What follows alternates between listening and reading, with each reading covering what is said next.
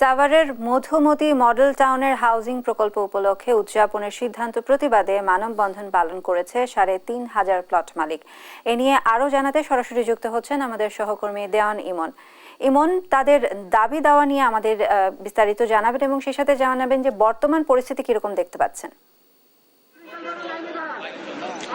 জি, আমি যদি আপনাকে বলি, আমি এখন রয়েছি সাভারের বলিয়াপুর এলাকায়। এখানেই অবস্থিত কিন্তু মধুমতি মডেল টাউন। গত বুধবার রাজুকে যে আন্তঃসংস্থার যে সিদ্ধান্তটি হয়েছে যে ২ সপ্তাহের মধ্যে এই যে মধুমতি মডেল টাউন রয়েছে এখানে উচ্ছেদ অভিযান পরিচালনা করবে, সেটির কিন্তু প্রতিবাদে আজকে দেখতে পাচ্ছেন যে এখানে যারা প্লট মালিক রয়েছেন ৩,৫০০ প্লট মালিক, তারা কিন্তু মহাসড়কে অবস্থান নিয়ে তারা মানববন্ধন করছে।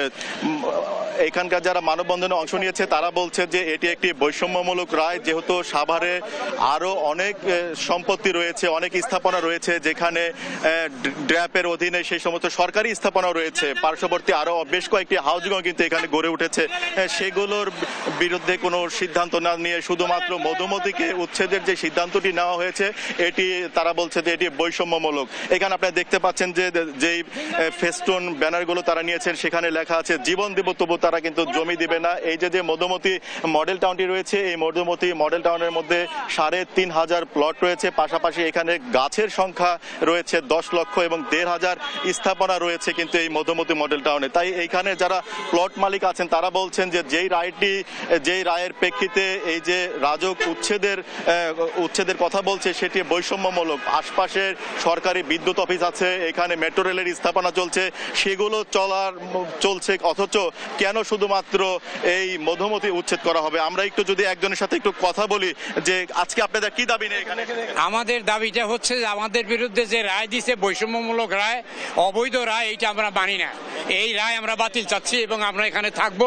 আমাদের এখানে জায়গা আছে, জমি আছে, আমরা থাকি এখানে। তারা বলছে যে এখানে হয়েছে এই নদী নালা, এখানে কোনো চতুর্দিক দিয়ে বাড়ি ঘর আছে, তাদের মিউটেশন হয়, তারা খাজনা নেয়, তাদের বিল্ডিং করছে, কিন্তু আমাদের এখানে খাজনা নেয় না, কোনো বিল্ডিং করতে দেয় না, কোনো প্ল্যান নাই।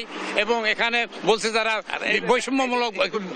বৈষম্যমূলক ব্যাপার, কিন্তু কোনো বৈষম্যমূলক ব্যাপার এখানে নাই। আপনাকে ধন্যবাদ। যে যেমনটি শুনছিলেন তারা বলছে, এছাড়াও কিন্তু এই যে যারা আজকে মানববন্ধনে অংশ নিয়েছে তারা বলছে যে আদালত থেকে যে তাদের ক্ষতিপূরণ বাবদ এখানে যে জমির মূল্য তার দ্বিগুণ পরিশোধের যে কথাটি রয়েছে সেটিও কিন্তু এখনো পর্যন্ত কোনো সংস্থা থেকে না করে কিন্তু তাদের যে উচ্ছেদের যে সিদ্ধান্ত নিয়েছে এটি বৈষম্যমূলক। এরই প্রতিবাদে কিন্তু এই মানববন্ধন চলছে। তো এই ছিল আমার কাছে মানববন্ধনের সর্বশেষ খবর। হাউজিং প্রকল্প উচ্ছেদের বিস্তারিত নিয়ে জানাচ্ছিলেন সহকর্মী দেওয়ান ইমন।